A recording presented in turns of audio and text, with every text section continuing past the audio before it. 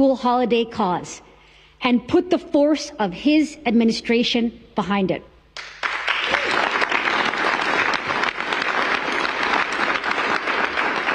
Last Diwali, the mayor and I announced our city and state partnership to create this Diwali school holiday.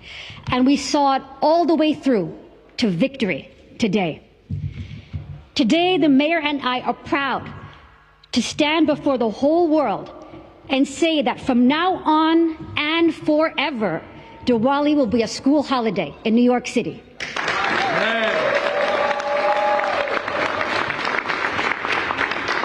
Ladies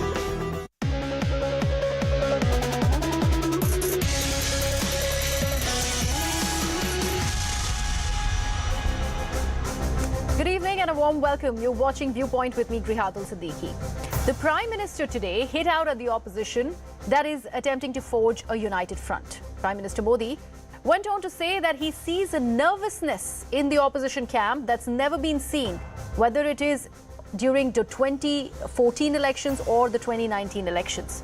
And that, he feels, indicates the resolve of the public to vote for the BJP in 2024. Modi further levelled several allegations of corruption against the opposition parties who had convened at Patna meeting last week. And while at that, he also made a fervent plea for the Uniform Civil Code and criticised those supporting triple talaq.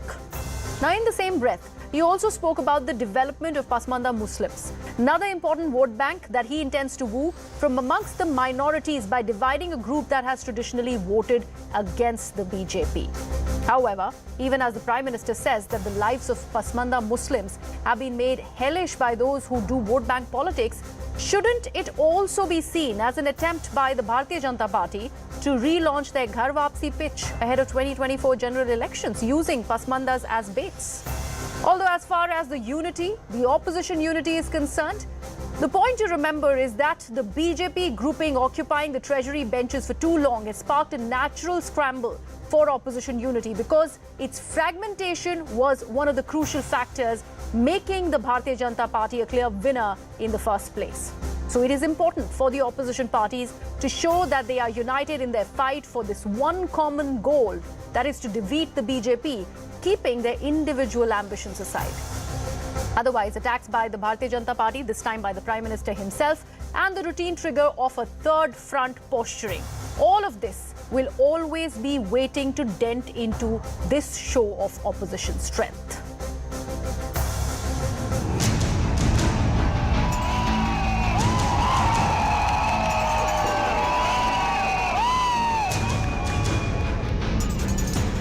कुछ दिन पहले इनकी एक photo op कार्यक्रम हुआ था, मिलकर के फोटो निकालने का एक कार्यक्रम हुआ था। इस बैठक में शामिल दलों के इतिहास को देखेंगे तो पता चलेगा, तो ये सारे मिलकर के कम से कम 20 लाख करोड़ के घोटाले की गारंटी है। Prime Minister has only one process he is doing to make washing machine. All the corrupt people are with him only, Prime Minister only. Narendra Modi ji का पैनिक रिएक्शन हो रहा है, ये पैनिक रिएक्शन, ये जो ऑपोजिशन वालों को जो फ्रंट हो रहा है, पटना मीटिंग सक्सेसफुल हुआ है, शिमला में मीटिंग होने वाला है। परिवारवाद की परिभाषा इन लोग अपने अनुसार करते हैं, जो भी मामले हैं ये सबको पता है, वेंडेटा पॉलिटिक्स के तहत किए जा रहे हैं। Those BJP leaders must once again bring out that meter, highlight the scams of those leaders that are part of the Eknath Shinde group, and tell the world that who the real scamsters are. We are sure if people come together, transcending political parties and political differences, people can defeat RSS-led BJP.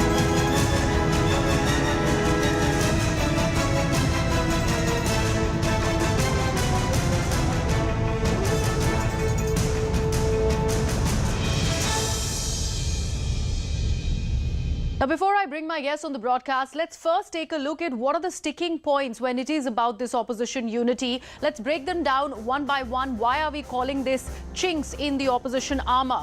Now, when it is about the prime ministerial phase, there is no leader to counter Modi's popularity. That is one crucial aspect that the opposition parties have not been able to deal with. Whether it is Rahul Gandhi, who's now been disqualified, also remains a big question.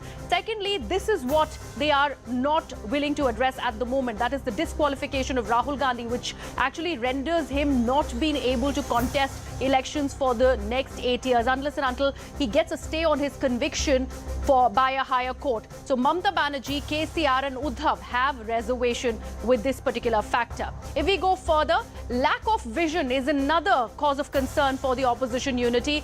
Except Modi Hatao, there is no common agenda. Even if they go ahead and hobnob in Patna, they talk about the wrestlers issue, they talk about the farmers' protest, but there is no common goal that they are fighting against. They blanket talk about the rise of prices. They also talk about the fuel price hike and, for that matter, unemployment. But that as well has not been able to consolidate into one common goal when it is about fighting the Bharatiya Janata Party. Next up is the internal contradiction, national unity versus state-level fights. We've seen this, whether it is the national capital, whether it is West Bengal or, for that matter, Kerala. The infighting, when it is about the Congress at the centre or Aam Aadmi Party or the TMC or even the CPIM, that's pretty much out in the open. Diverse ideologies, no common minimum program that has been fixed yet, which is a must-do for any kind of opposition unity and an alliance to come together. They need to have a minimum program, minimum agenda that they need to bring forth. That has not really happened when it is about the opposition unity. And last but not the least, it is the ordinance row that refuses to die down. Even in the face of the June 23rd opposition unity mega meet in Patna, Aam Aadmi Party and Congress were not able to see eye to eye, and all of this because of the centre's control over services in the national capital and Congress not giving a nod to the ordinance issue that Aam Aadmi Party wants it to support, and because of which the photo opportunity had no Aam Aadmi Party in it. So that becomes another crucial aspect. Whether they'll be able to skirt through all of these issues remains the big question. Let me actually open the debate now. Neeti Jain of the Bharatiya Janata Party, Dolly Sharma of the Congress Party, and also CA Pradeep Bhati of the Samajwadi Party is with us. We'll, of course, also be having Dr. Fawad Halim, who is from the CPIM, and he'll be joining us shortly. Let me actually start with Dolly Sharma first. Dolly, since the Congress is at the center of this entire opposition unity that one talks about, and the Prime Minister has launched a tirade against it, he's in fact barfing at this photo opportunity that was not even proper, that happened out of Patna. How does the Congress respond to it? See, Prime Minister every day comes up with all such things because he has nothing to deliver to the people of this nation. They are failed in giving employment to the youth. They are failed in controlling the price rises. They are failed in each and every aspect. And recently, what they've seen in Karnataka, they will see this happening in the entire country because people of India now needs delivery. They don't need jumlas. Enough of jumlas in this country now. They want change. And you will see in Telangana yesterday, so many leaders joined Congress Party. And this will go further. This will not reduce. This will go further. Now, because of this, everything happening, I don't know why they're doing such dramatic, they're commenting such way, giving such dramatic comments. So BJP is like that only. They are not able to deliver in any single field. So they can only give this nation jumlas, and people are now fed up of these jumlas. Okay. So people are looking towards change, and we will bring change. All right, Neeti Jain wants to respond to the allegations that Congress is levelling at the BJP. Yes, Neeti. So honestly, I feel like for the past few days, every time you ask the Congress about whatever they're trying to do, they land into a rhetoric, but they never answer the questions. And madam, if you just look around and look beyond Rahul Gandhi and the meetings, the photo ops that you're having, if you look at the global scenario and you look at India, I think we're faring fairly well on the world stage. And if you look at the kind of response that we've gotten on an international stage, I think you'll stop criticizing what the country is doing and delivering, and stop with your rhetoric for once. The second point being the photo op that is happening, and the question that you originally asked. I think the only common minimum program that the entire opposition together is coming forward with is dynasty and the corruption of the dynasty, and to save that.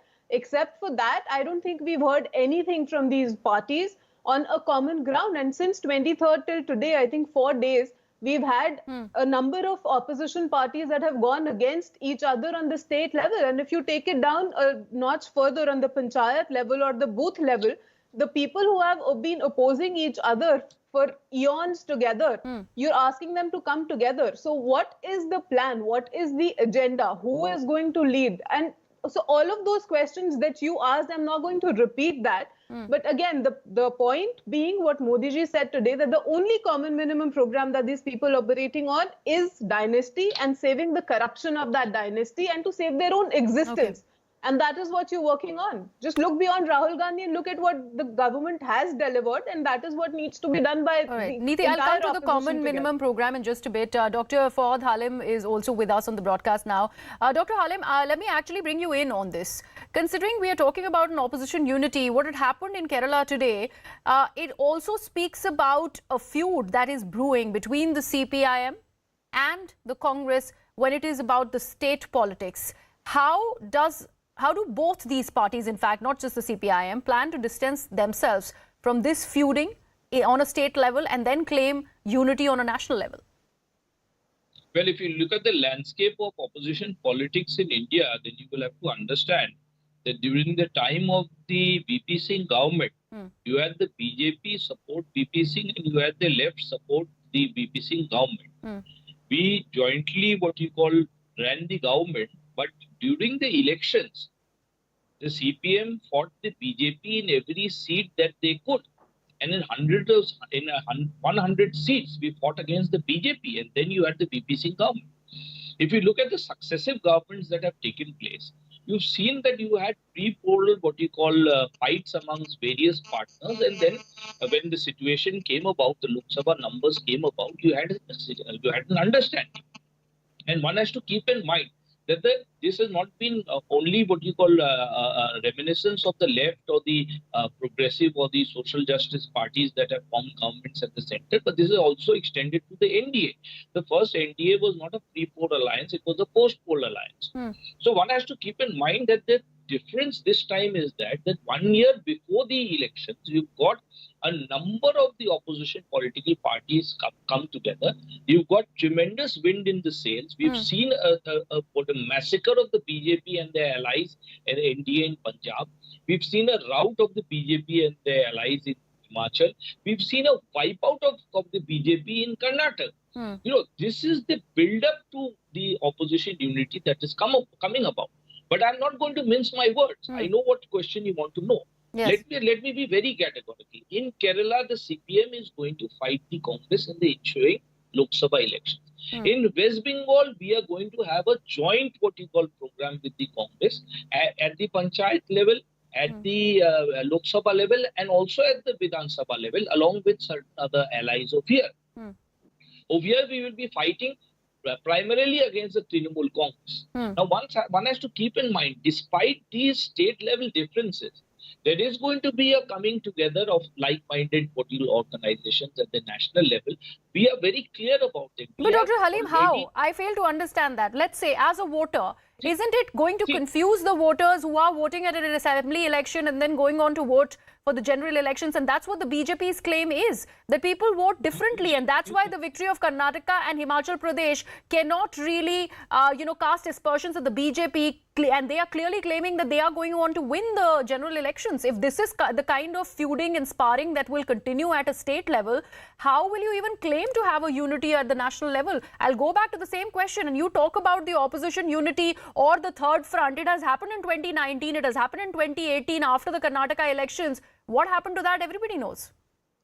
Well, one has to understand very clearly in Kerala, if we take it as a case study, then over there, the Congress and the left, they form successive governments. and they become strong and then they become weak according to the situation over there. Now, over there, if the left and the Congress ally, the entire opposition space will be left for the BJP. The BJP is the distant political third and fourth in most of the constituencies in Kerala. And it would be ludicrous for the left and the Congress to come together at an understanding and allow the entire opposition space to the BJP. It's going to benefit the BJP who doesn't have anything over there. It'll be like giving a political space to the BJP in Kerala. And I think so that's not, you can't expand the Kerala situation to the all India level. But that's the reality of Kerala. Neither the Congress wants to give the opposition space to the BJP, nor do we want the BJP to grow up there. Let them be in the third and fourth place, and that's what's going to happen in Kerala. In that case, the Congress needs to take a backseat where it doesn't have a strong support base. And let me actually let me bring in Mr. Bhati. Pradeep Bhati has been patiently listening. Or the left takes a backseat in Kerala, that space is going to be exploited by the BJP, and no sensible person in Kerala wants his options to be within the. But my question to you, Dr. Halim, is the fact that if Congress and the CPM fight against one another, the alliance, we are just stepping aside from it. Don't you think that also is going to act as a vote cutter against the Congress and the CPM and favor the BJP? That's going to have a varied political situation. In Kerala, we are going to have a different political state reality, which will be addressed politically. In Bengal, we are going to have a different state reality, will be addressed politically over here, vis-a-vis the Congress and vis-a-vis the Trinamool Congress also. All right, let me now bring in Pradeep Bhati. All right, Dr. Halim, let me bring in Pradeep Bhati. Pradeep, the fact that Samajwadi Party has a stronghold in Uttar Pradesh, we are now also looking at whether the opposition, this entire opposition unity can put aside the BJP stronghold in UP. But that can only happen if the Congress, Samajwadi Party and the other oppositions actually get together and the entire division of votes really is avoided. How and what are you doing to work towards that? Hi, good evening to all. Firstly, I want to, I'll answer your question later. Firstly, I want to say Niti from BJP was talking mostly about dynasty politics and the Great Alliance. So I want to ask them that what about the Shiv Sena, Akalis and now Comrade Sangma, when they are with the alliance, what about these things? Their thoughts changes every kilometer. So you can't believe in their ideology and their thoughts, they keep on changing. Secondly, about the alliance she was talking about, alliance and coalitions are the part of political journey of every party. So BJP has claimed in 2019 that they have alliance of 42 partners. And till now, they have almost like 31 parties, BJP, they have left BJP or the BJP left them. So these kind of alliances and coalition keep on happening. This is not new. The most important part from these alliances is more than that is that these oppositions are also the public representative, which is not just the parties getting united. It's also the people who are against the BJP government and they are uniting. And this manipulation, propagandas, and these fake lies and all are now there in the public domain, and people are realizing what about the 10 crores employment that was promised, what about the 100 smart cities, what about the Pakka Ghars, and what about the doubling of the income by 2020 of farmers. So these all issues are important. Apart from that, the cleaning of river Yamuna, because see, with drinking water by as per the World Bank report, 2050 there will be crisis of water. So what about the cleaning of rivers? That corruption that has happened, BJP has already claimed that in coming years we will be cleaning all Yamuna, and a lot of corruption has happened. Inflation, see what is the price going on right now? GDP in real terms is growing at 4.5%, and they are talking about all everything apart from the basic things which the government was supposed to do. And these all issues, these all things won't survive BJP in 2024. Apart from that, there are certain other things which BJP can claim about what they have done with the 3 laws they have brought, where the farmers, more than 700-800 farmers died. And these kind of things has happened in the past. 2,300 crores were spent just on the which was supposed to be spent on the education and the education and the health of the people. It was spent on the face. It was Okay. spent Mr. on Bhati, I advertisement. got your So these point. kind of The point that you're making. Neeti, I'll come to you in just a second. Is all of this going to be a part of this common minimum program that is a must put out by this the show of strength that you guys are talking about? Where is that becomes the big question? That was the question that the BJP guest also asked, and we do not yet have an answer to that. We can't keep waiting for another meeting that will happen in Shimla, in Himachal Pradesh, and then we will actually decide. Right now, what really came out of the Patna meeting was that the Congress and the Aam Aadmi Party were not able to see eye to eye over the ordinance issue. Nobody was really talking about what was the agenda that was discussed as far as the opposition unity is concerned, or for that matter, all of these issues that you've raised, whether it's unemployment, fuel price rise, or for that matter, other aspects that you've just spoken about, farmers' issue for that matter. All of that took a backseat just because of that brazening out as far as the photo opportunity is concerned between Aam Aadmi Party and the Congress. Yeah, see, this is not very important that who is there in the Photoshop, because we are not the party who is believe in all selfie culture. But what is important is... Well, you know what I mean. One or two. That's the only thing people are talking about. See, it is not important how many people are getting united. Understand why they are getting united. And these, for the people of this country, this is important. It is not important that whether Mr. Kejriwal was there in the Photoshop or the other partners, their alliance partner was there in that. But at least it's important on whether they are together or not. They are clearly not together. No, this is not the case. See, every coalition takes some time in growing, because we are coming from different... we have some differences also. We are not shying away from that. There are few differences, but why we are coming, that is more important. And for whom we are coming together, that is more important. That Dolly what Singh, BJP is trying to show Dolly is Singh, that the biggest allegation against the Congress party is that the Congress party... You need to give me time. I will just come to you, Neeti, in just a second. Let me take one more question with the Congress party. The allegation, Dolly, against the Congress party is that they are not ready to actually leave any sort of room or space for the Aam Aadmi Party to fill in. That is the kind of mistrust that they have between the two parties. How is the Congress, or for that matter, the Aam Aadmi Party, of course you can't speak on behalf of them, planning to actually bridge that huge gap? As you've seen the discussion that day as well, Kharge ji, our Congress president, told very clearly that day also that we will think upon it, let the time come. But on the go, I would like to say this as well, that Aam Aadmi Party will also have to take a stand. They will have to stick to what they say. Previously, they were saying something else. Then they blamed Congress for something else. So now also, as I said, our Congress president clearly said on the day of the meeting also, that we will think upon it and we will decide, and we will let the media and everybody know, the entire country know what is our decision on the ordinance also. Okay. All right, Neeti Jain, we just heard all the opposition parties, at least some of the representatives, bring out their point. Still no answer on the common minimum program. But I'd like to actually begin by asking you one question.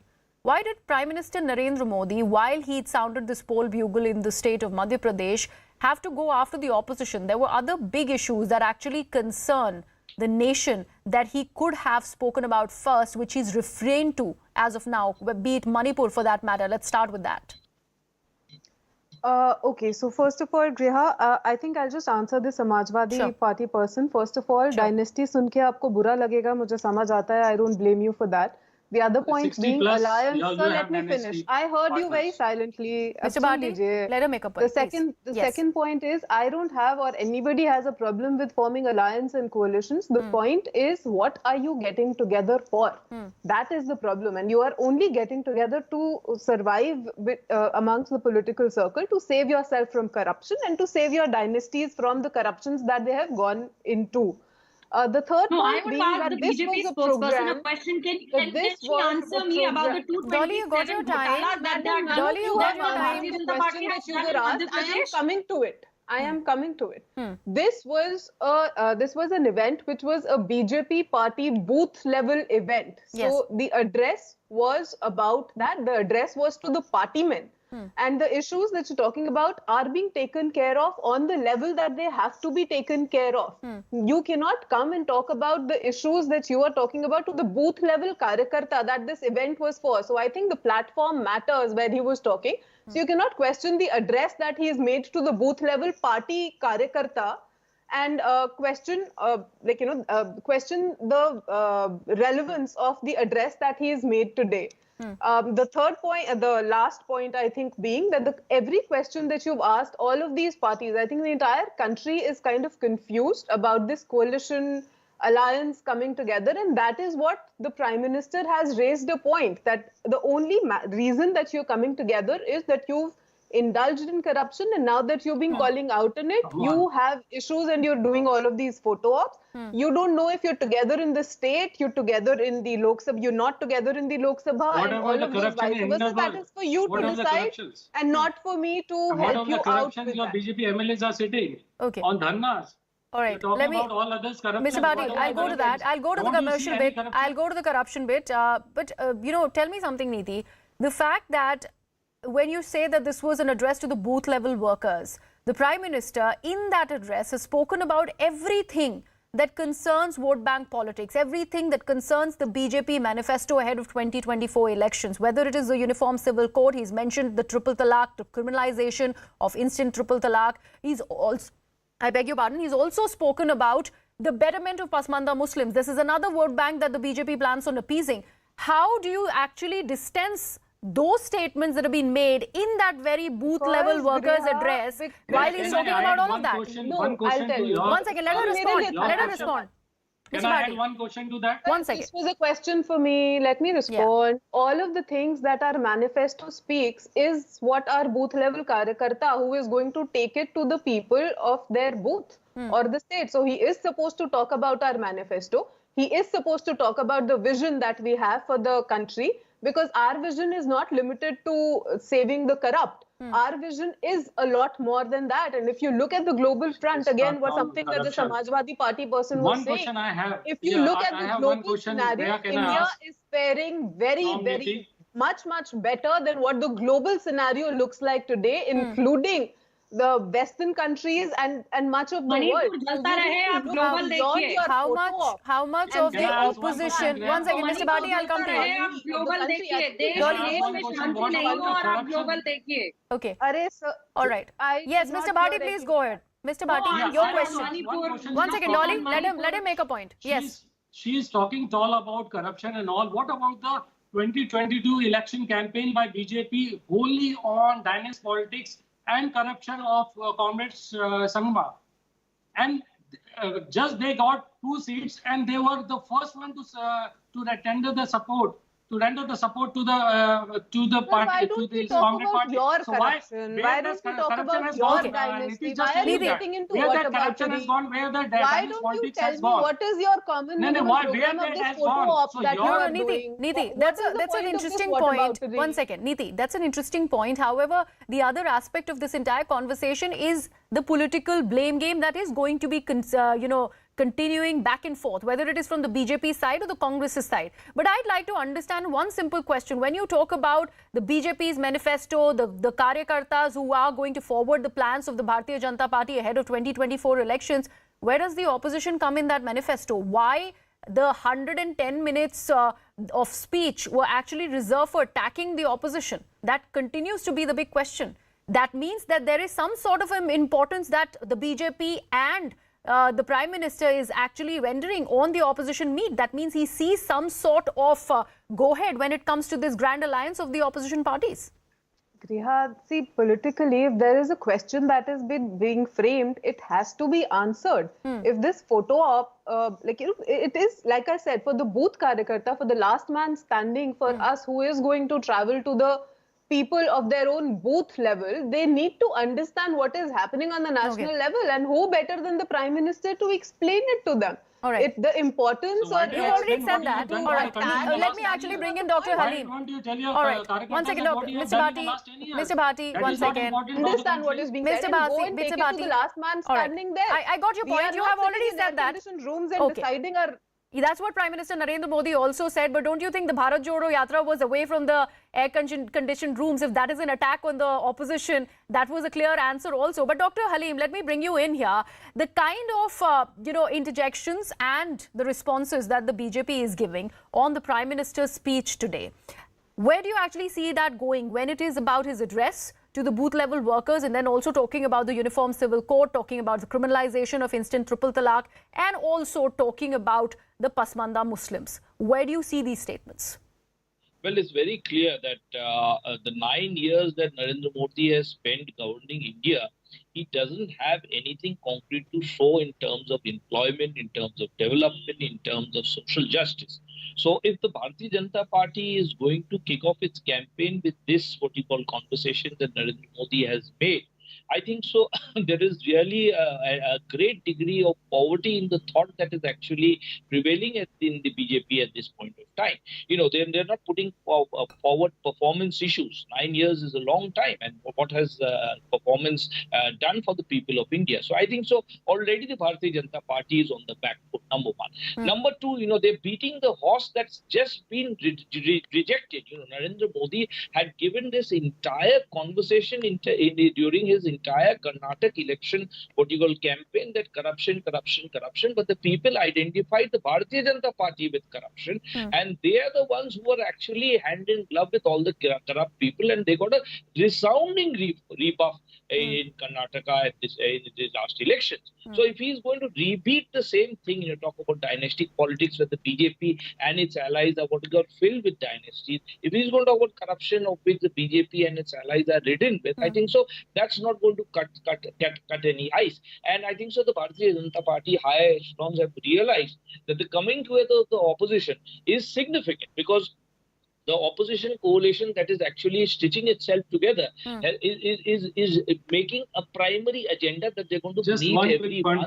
They're going to sort out differences. They're going to ensure that whatever little friction and problems that are there, if there are differences within the opposition ranks, then those opposition rank differences at the state and lower level will not be reflected at the national level. I think so the maturity of the opposition, especially in the conversations that have come about, which circulated in Patna, is something that has rattled the Bharatiya Janata Party, and this reaction of the BJP is already giving me a sense that Narendra Modi is seeing that the fight in 2024 is not going to be a very, very easy fight. It's not going to be a cakewalk. They have lost a number of All right, states. Quick point, Mr. Bhati, then I'll go to the Congress. Last word to the Congress party. Mr. Bhati. Level are going to look at a viable opposition. BJP is talking again a lot about the corruption. What about the corruption?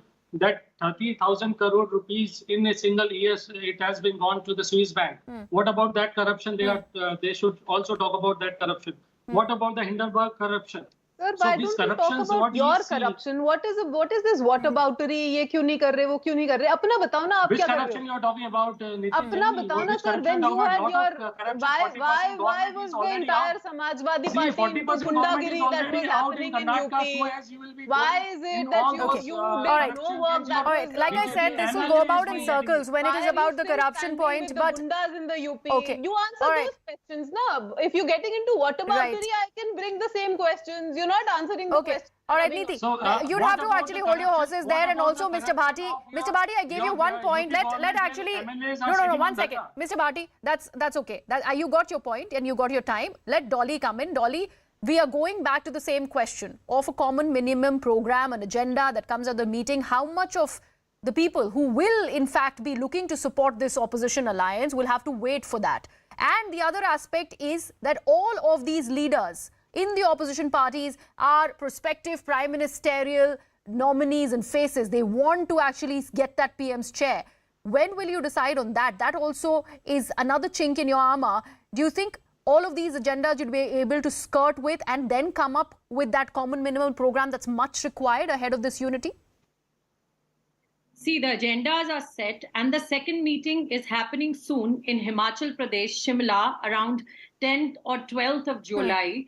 So all the opposition parties coming together will sit and decide there are no, such issues. But I would like to bring in one question here again, that it is 75 plus days and Manipur is burning. When the Prime Minister will come and speak, utter one This will about digress the one debate. I've already single asked her word this about question. Manipur. Let us leave it at that. Let's leave it at that. Thank you so much, all of you, for joining me. That's all the time that I had on this particular debate. We'd have to leave it at that, and we'll have to, of course, wait for what happens in Shimla in Himachal Pradesh when the second round of this opposition meeting really happens. And until then, if the opposition parties refuse to behave on a state level, then these sort of attacks, which has just happened by the Prime Minister of the country against this opposition unity in this mega show of strength, accusing this photo opportunity as a farce, will continue to happen.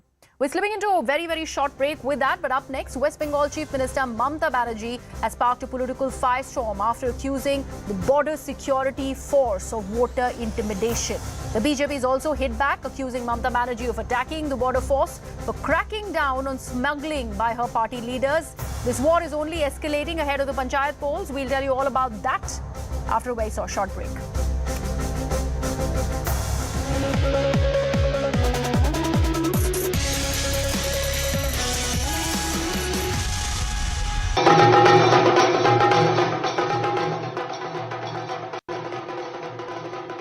CNN News 18's Abhishek Jha is joining us on this story. Abhishek, a very good morning to you. Big breaking news coming in from New York City, where Diwali has now been declared as a school holiday.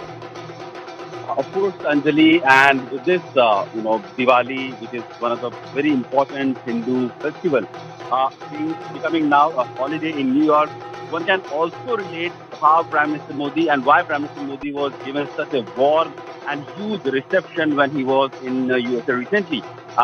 This holiday was declared after the lawmakers in New York reintroduced and passed this bill. This bill was passed unanimously, so there was no opposition to the kind of support, the kind of accommodation this Hindi community has been getting in USA. About 600,000 Hindus, Sikhs, Jains who celebrate Diwali will be now able to have a holiday on the occasion of Diwali. Not only from India, but people from Guyana, Trinidad, Nepal and Bangladesh, all who follow Hindu faith and who practice Hindu, have been demanding for this Diwali to become Diwali to be recognized as a holiday. And New York has become one of the first major cities in USA to declare it a public holiday. This year, on 12th of November, Diwali will be declared as a holiday. And every year, as per the lunar calendar, whenever the date of the festival falls, that day will be particularly announced as a public holiday in the schools of New York. Abhishek, now that New York City has announced Diwali as a school holiday, can we expect this to happen in other parts of the United States as well? Of course, and not necessarily that entire USA will be celebrating it, because there are certain pockets where not a significant population of Indians are there. But yes, we have in the past also seen Diwali being recognized in US House, being celebrated in US House. President Donald Trump had also participated in such occasions. We have frequently seen US lawmakers and senators visiting Diwali, festival of Diwali, that festival of Indian communities, wherever they get a chance. So, in a way, the recognition of Indian community, the recognition of Indian diaspora in USA, that was long overdue, is now coming to the fore. We have seen how Prime Minister Modi was welcomed, and there was again a bipartisan support there in the Congress when Prime Minister Modi was addressing. So that tells that irrespective of the policy, which side of the politics in USA you are, there is an overall support for the Indian community and their presence, their contribution to society, and recognizing Diwali as public holiday is just another sign of that. All right, Abhishek, please stay with us. Now we are showing you the visuals right after the announcement was made in New York City.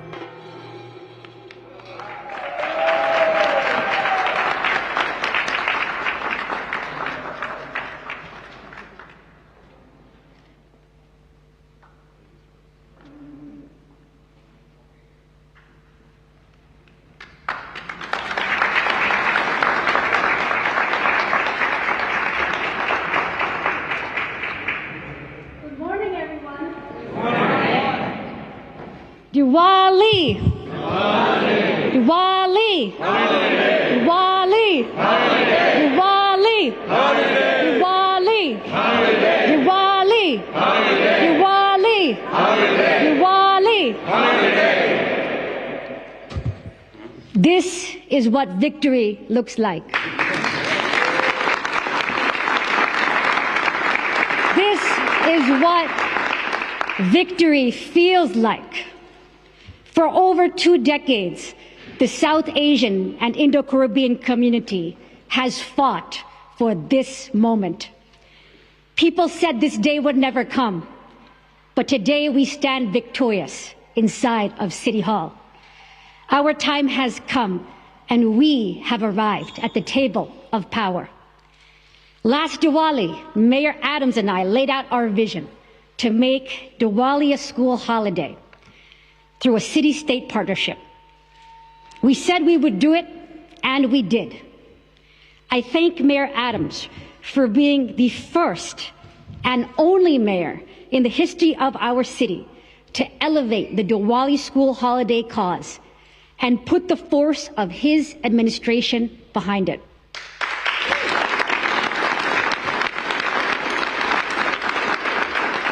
Last Diwali, the mayor and I announced our city and state partnership to create this Diwali school holiday, and we saw it all the way through to victory today. Today, the mayor and I are proud to stand before the whole world and say that from now on and forever, Diwali will be a school holiday in New York City.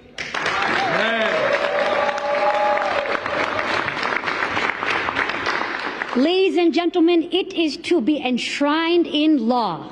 Diwali at last will be a holiday in our great city. So today we say to over 600,000 Hindu, Sikh, Buddhist, and Jain Americans across New York City. Change.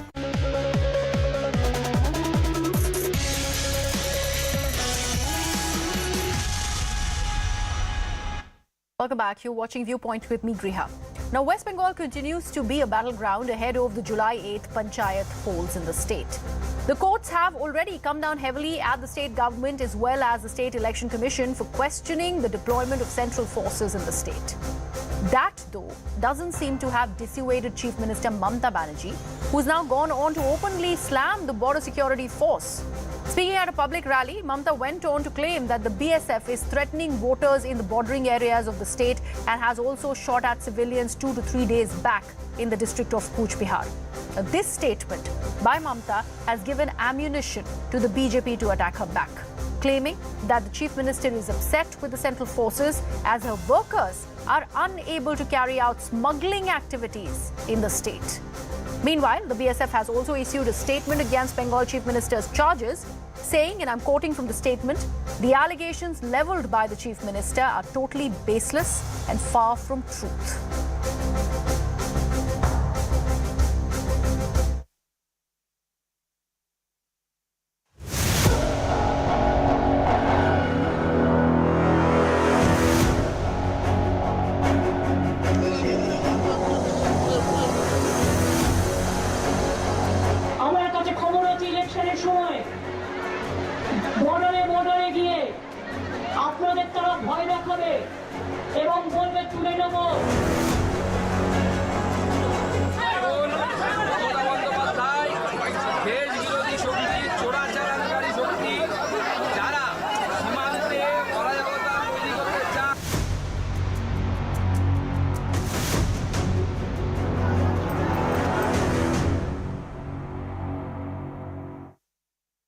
Let me take this across to my guests who are joining me this evening. Priyanka Tibrewal of the BJP, Meeta Chakraborty of the Congress Party, and Professor Monojit Mandal, who is a TMC sympathizer, who's with us on the broadcast. Let me begin with you, Professor Monojit Mandal, since it is the TMC government there in the state of West Bengal and the allegations have been made by your Chief Minister. You know, on what grounds has Mamta Banerjee gone on to claim that there were deaths at the behest and at the hands of the border security force? It's not on the ground. I mean, there are reality. There are people who were killed by the BSF. As in 5 people in the last 6-7 months. One very young chap of 18-year-old, some Burman who was killed 6 months back brutally. He had 70 bullets fired on his entire body. He just went to play in the grounds during the near the border. That's it. He was absolutely unarmed. I mean, these things are very much there. If you just send your reporter, to that particular place, you'll understand how the BSF is, continuing with the atrocities. That doesn't mean that all the BSF Jawans are, working under the instruction of a particular minister who comes from that particular place by the name of Nitish Pramanik, who I think is one of the biggest criminals, gundas in Amit Shah's cabinet, with 12 cases of murder, dacoity, girl trafficking, extortion, theft and whatnot. He was recently summoned by a particular court of law, and he was thrown out of my party 5 years back to be lapped up by Amit Shah. It's as simple as that. And this person is controlling some of the BSF Jawans in that particular area. So these are not merely on the basis of certain allegations. The facts are very much real, and this has happened and is happening continuously. So it's Has not Mamata on the, Banerjee gone on to meet with the families of the victim that she claims have been killed by the BSF Jawans 2 to 3 days back? Yes, madam. She met the victim's family. One of the victim's family was very much with her in the on the dais during that election campaign. Even Abhishek Banerjee 6 months back, when that particular boy was killed, 18 years old boy was killed, Abhishek Banerjee went to meet the family of the same family. So these things, these atrocities are happening. One rape happened in North 24 Parganas, very near to Calcutta, 60 kilometers away from Calcutta. There is another border. One particular woman was raped and murdered. That also happened.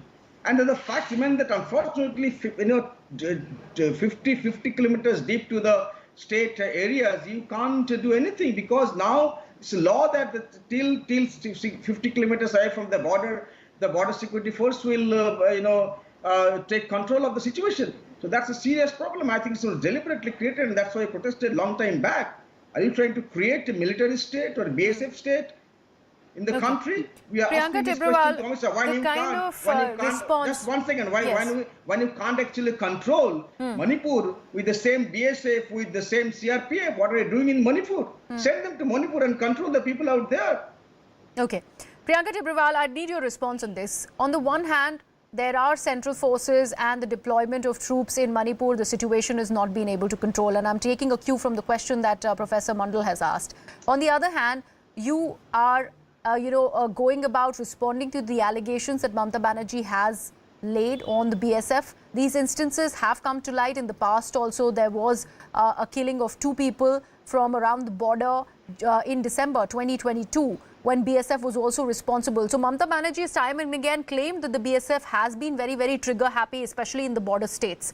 So this particular claim that she's making is not new.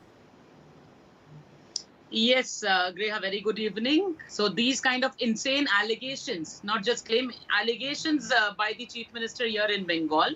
And the reason is very straightforward. Now that they are being investigated into the cow smuggling, which is happening on these areas. Now, again, they every time jump and say, why the BSF is not controlling? You are not allowing them to control. Many a time, the center has told you that they need to occupy area, they need to occupy land. And they had even said that the stretch will be increased to some extent in kilometers. But she did not agree to it. So you can very well understand that what is the personal interest of Trinamool in that. But now, since the panchayat elections are here, a statement like this coming from a chief minister when she goes to Kuch Bihar, thereafter we see violence over there. See, lawlessness, violence, and the crumbleness of the administration here is nothing new.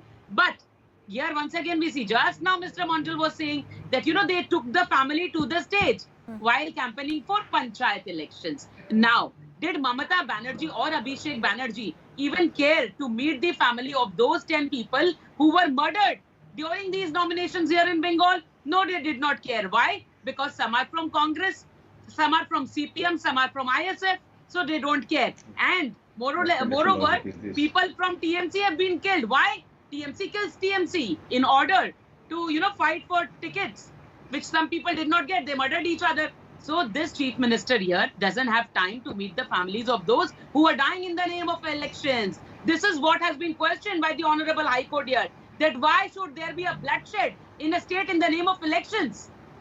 But they have no answer to all this. Priyanka, you are equating what Mamata Banerjee has just said to smuggling allegations and cattle smuggling against the TMC government in the state of West Bengal. However, what about the loss of lives that have been reported. You just spoke about the fact and said that Mamata Banerjee has not visited those people, but you guys are talking about cattle smuggling. No, of course we will talk. Of course we will talk about anyone who's trying to break the law. See, she is trying to instigate the people, provoke the people. Mamata Banerjee did the same in the last elections by saying that, you know, whenever the central forces come, I am telling you women, please go and attack them. That is what happened. Goons were trying to snatch the weapons from the central forces and they had to shoot. You can't give away your loaded guns to criminals to perform criminality. Okay. And now also Mamata Banerjee repeated her statement. She provoked the people and said that central forces are coming. Please be prepared to attack them. Ghero them. These are the words of an educated chief minister. Okay.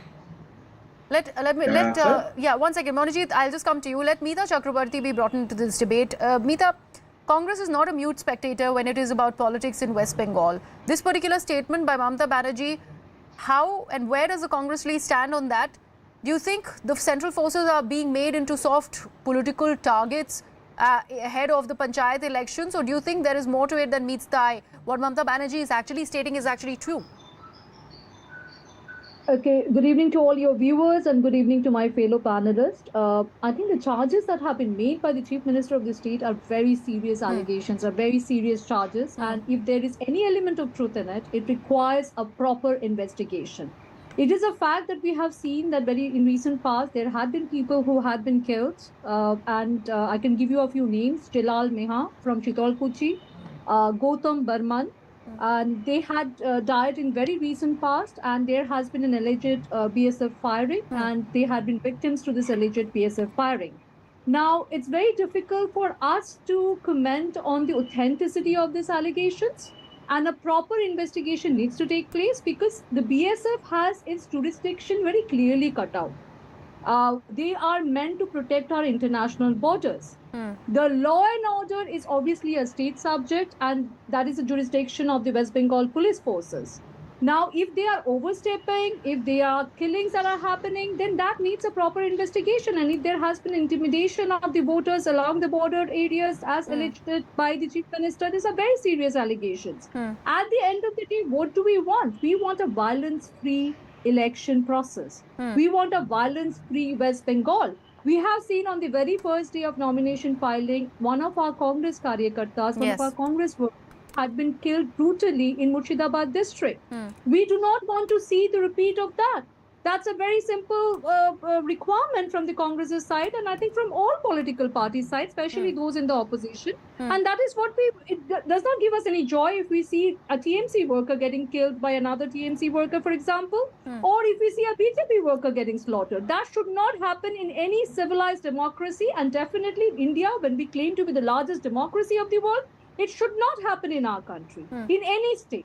And that is what we are trying to strive for. When we call videography, or when we ask for videography of all processes, when we ask for central forces being deployed, we want peace in the state. We want a violence-free polling process. And that is what we are requesting to all authorities and all security forces. And if the Chief Minister is going ahead and making such a grave accusation, and yes, there had been deaths in recent past, we would want a proper investigation so things can be established. And if required, necessary actions can be initiated. Meeta, help me understand this one thing. What is the Congress's stand on Mamata Banerjee, in fact, going down on ground, which has not been seen, we've not really seen her do that before as far as rural elections are concerned, not very often. And that too, she's to be speaking about areas like Cooch Behar and North Bengal, where the TMC has lost too many seats. And then she goes on to make stunning allegations against the BSF. How do you see these statements when juxtaposed with the claims that the BJP and the other opposition in the state is making, that Mamata Banerjee is intimidated with the opposition presence, and she might also be worried that the TMC is losing its bastion in West Bengal? See, Mamata Banerjee is the supremo of TMC. She is well within her rights to go and campaign for her party in any part of Bengal that she wants to. The problem that we have is not her campaigning or her candidates, fighting the elections. We had a problem with our workers getting intimidated, getting killed on the ground. and our workers not being able to file nomination. That is the issue that we have been raising time and again, and we continue to do that. We want to stand for a peaceful Bengal and for a free and fair poll process being followed in the state of West Bengal. As far as whether Mamata Banerjee wants to regain her lost ground in North Bengal, whether she's campaigning hard there, then it's up to her. But being the chief minister, if she has made such a grave accusation, if she has information that the rest of us do not have, if she knows of specific instances of intimidation by the BSF of the residents living near the border area, then she should share those evidences with the investigating So agency. Congress is not vouching for any of these claims? So Congress is not vouching for any of these claims that Mamata Banerjee is making, especially about intimidation of voters. Is that right, Meeta? We are not in a position to, we know that there have been people who have been killed. We are not an investigating agency. We are not in a position to substantiate any of the charges. But being the chief minister, being the most responsible person in the state, she should be the most responsible person. If she has evidences, if she has information, then my request to her will be, please share that information with investigating agencies. There should be a proper probe, a proper investigation, and a proper conclusion being drawn. All right, Monojit, let me bring you back here. So, the allegation that the Bharatiya Janata Party is making is that this is an attempt to stay away from the allegations of cattle smuggling, and that's why Mamata Banerjee is putting up this farce and blaming it all on the BSF. This is your response. This is amazing. This is amazing. How many cattle were found with these people who were killed in the border? How many cattle were seized? Show me the seizure list. Who was killed? What are you talking about? Please ask her to stop. Please ask her to stop. No. You cannot judge. Priyanka, I request you to let him make his point. Priyanka, let him. Uncourteous, honorable, let it to stop, please. Okay. All right, Priyanka, once he makes his point, you can come in. When you are making such allegations that these people were trafficking or exporting or whatever, they were doing something illegal activities, show me the seizure list. How these people, 4 people were killed in Shitalkuchi on 10th April? What they were doing? She was saying that they were trying to snatch the weapons. The videos are there. Absolutely. You are a habitual peddler of untruth on TV. I do not even want to dignify your comment. You are a habitual peddler of lie on TV. I do not want to dignify your comment. It's a shame that I given it to the person who is a habitual liar on TV. He is lying on a national television. You are a habitual liar on TV. You said that Bangladesh was attacked by a Muslim person. You said, and you didn't apologize. You said that Bangladesh was attacked by a Muslim person. When it was attacked by a Muslim person. Allow me to come in here. All right. We heard you both. Priyanka and Monojit. I do not wish to debate with this person. All right. Monojit, I request you to hold your horses there. Please hold your point. Monojit, I request you to please hold your point. Let me bring Priyanka Tribhuwal now back on. 1 second, Monojit. Yeah. I actually got that.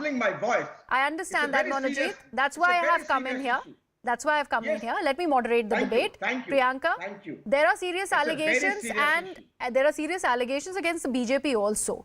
Now, one thing that is happening in this entire behest of talking about cattle smuggling is the obvious question of people's lives being lost. That has been the point that we are missing over here. 1 second, Monojit. Let me moderate the debate. 1 second, Monojit, you have already made that point.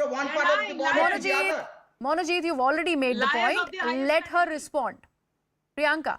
See, TMC is a liar of the highest category. What are the names of the people who have been killed by the BSF? How many FIRs have been registered? The chief minister has taken no action when law and order is her subject. What is the evidence? How many people have been killed? These are only stories. And these stories are coming during the time of Panchayat, where TMC has no roots.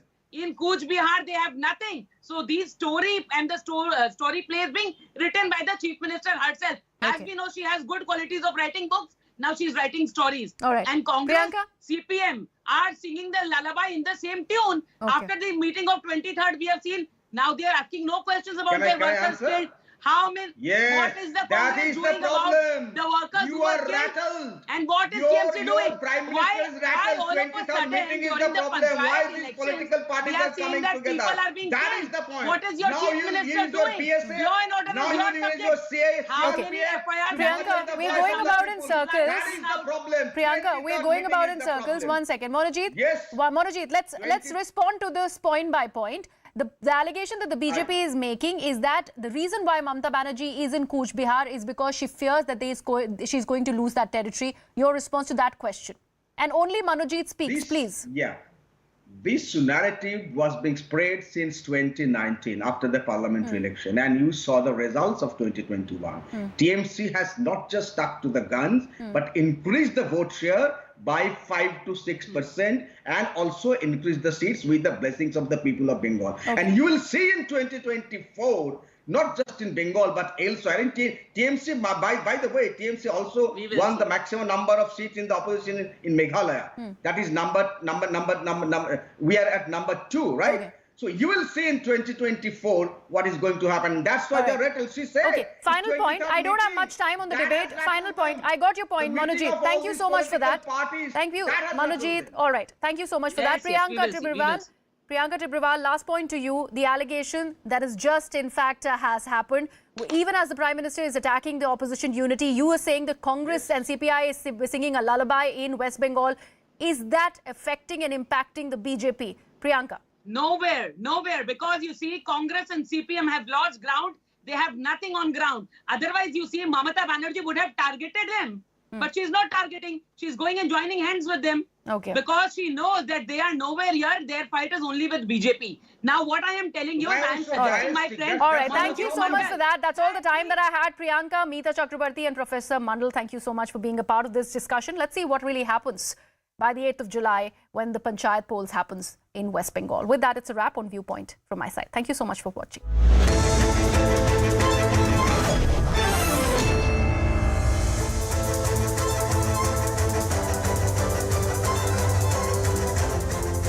Welcome everyone. Thanks a lot for staying with us. You're watching Plain Speak with me, Shivani Gupta. Prime Minister Narendra Modi has effectively sounded the poll bugle in Bhopal today as opposition parties try to come together versus the BJP for 2024. The Prime Minister went all guns blazing against them. While terming the Patna meeting as a photo op session, he listed out various scams under the governments of the opposition parties. Taking a pot shot at the Congress, the Prime Minister said that the Grand Old Party alone is responsible for corruption that amounts to a few lakh crore rupees. He even spoke about the need for uniform civil code in the country and slammed those who are opposing UCC or other such reforms for appeasing Muslim vote bank. The opposition levels polarization charge on the Prime Minister.